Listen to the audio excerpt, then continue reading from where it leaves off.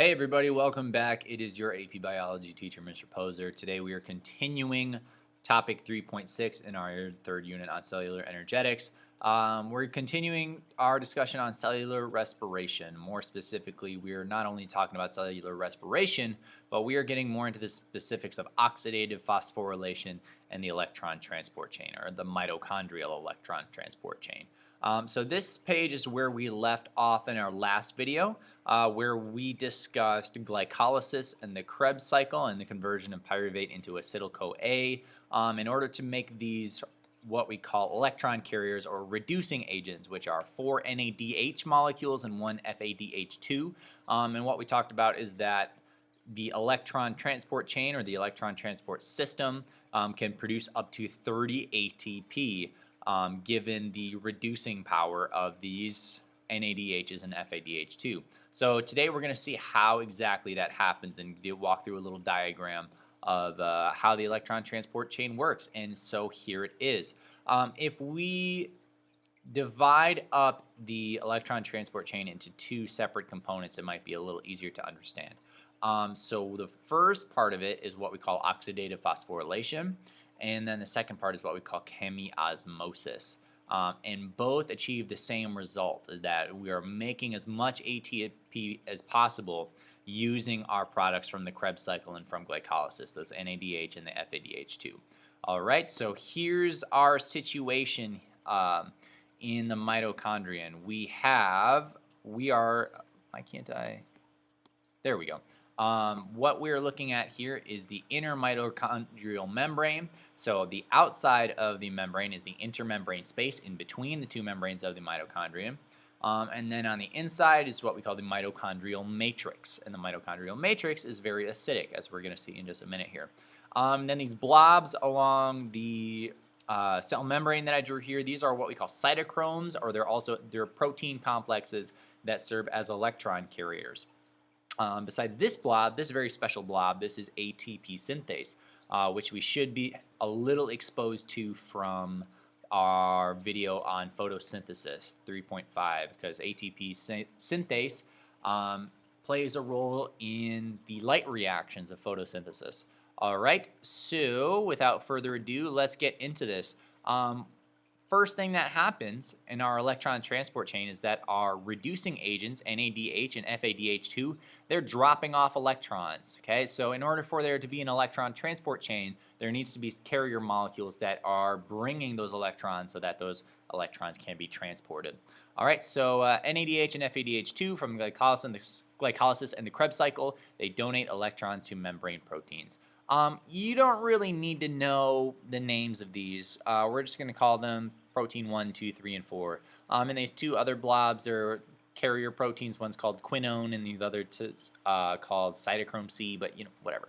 Okay. All you need to know is that they are carrying electrons from one point to the next. And when they carry those electrons, what they're doing is they are pumping protons. These are all proton pumps like we have seen in the past. So as each electron from these reducing agents is passed from one protein to the next, it's again very similar to the light reactions in the electron transport chain there. Every time the electron is passed from one protein to the next, we get a hydrogen ion pumped in from the intermembrane space into the mitochondrial matrix. And if you know this, acidity or pH is the measure of the hydrogen ion concentration. So I was saying the mitochondrial matrix is very acidic. Well, it's because there's protons being constantly pumped into it, or hydrogen ions. All right, so every time the electrons are passed, they pump a proton into the matrix. Okay, and here's the thing. The electrons have to be passed from one protein to the next, but there has to be what we call a terminal electron acceptor. That electron still needs to go somewhere once it's gone through the chain. That's where oxygen comes in. Oxygen gas serves as the terminal electron acceptor. And when you combine some oxygen gas with some electrons and protons, what you can get is water. All right, so if we go all the way back to that generalized reaction of cellular respiration, carbon dioxide is on the right side and water is on the right side. Okay, those are both byproducts of cellular respiration. Okay, so the whole reason you need to breathe the whole reason you need oxygen gas in your body, the whole reason your lungs exist or fish's gills exist, is that oxygen needs to serve as the terminal electron acceptor. It just needs to accept electrons so that it could, that electron transport chain can end. And yeah, isn't that kind of weird? Oxygen just accepts electrons. That's its whole purpose. So anyway, oxygen serves as the terminal electron acceptor. It's converted into water, which is thus a byproduct of cellular respiration. Then finally, this is the chemiosmosis part. So if we're talking about oxidative phosphorylation, that was creating this proton gradient. But then we use this proton gradient, or ATP synthase uses this proton gradient through a process called chemiosmosis. And again, very similar to what we saw in the light reactions. Hydrogen ions flow back down the concentration gradient through ATP synthase, powering phosphorylation of ADP to ATP. Okay, so using the proton gradient that we've established thanks to NADH and FADH2 and the electron transport chain, using that proton gradient, ATP synthase can spin its little motor and attach that phosphate group to the ADP, and then thus we can have more ATP. And if you remember from the last video, we can make up, or the beginning of this video, we can make up to about 28 to 30, I think is the last estimate that I saw, ATP molecules per glucose. So that is pretty fantastic. It is very, very efficient. So what we call this force that allows ATP synthase to exist is what we call a proton motive force. So ATP synthase uses the proton motive force to phosphorylate ADP to ATP. So as I was kind of saying, as these hydrogen ions kind of flood through this specialized channel protein, right, this red part of the protein of ATP synthase kind of spins, and it's almost like a motor. Then what's able to happen, ADP and the phosphate group are the substrate. This is an enzyme, and it's able to bond those together in order to form ATP. So another thing to note, as I've been alluding to here, electron transport chains also occur in chloroplasts, as we discussed in our 3.5 video, and in the plasma membrane of prokaryotes as well. So some prokaryotes are able to do oxidative phosphorylation and chemiosmosis. Not all of them are going to be just relying on glycolysis and fermentation.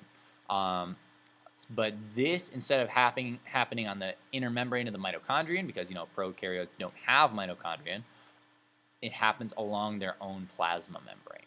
So some prokaryotes are still able to do this. All right, so just as a recap here, here's the image that you saw in the last video once again. We're going to walk through this one more time, right? So we start with glucose. Everything starts with glucose, and it undergoes glycolysis, which gets converted into pyruvate or pyruvic acid. And glycolysis is able to produce 2 ATP using that.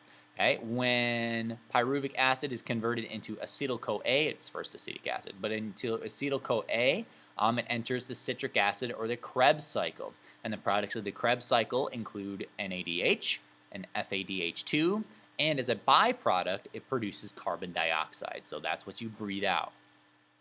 Using the reducing power, or the electron carrying power from NADH and FADH2, it gets delivered to the inner mitochondrial membrane and the electron transport chain. Using that, we pump hydrogens out into the intermembrane space and force them to come back through ATP synthase. So they exit the mitochondrial matrix and come back in through ATP synthase, and then ATP synthase does its job, and it's able to produce ATP using that ADP and the inorganic phosphate. And at the end of the chain, before we get to ATP synthase, that electron has to be accepted, and that's where oxygen comes in. And oxygen gets converted into water molecules once it accepts those electrons, and some protons as well. All right, that is it for that video. So oxidative phosphorylation, chemiosmosis, electron transport chain, very, very important topics for discussing cellular respiration and energetics of the cell itself. All right, so let me know if you have any questions. We'll see you next time. Bye.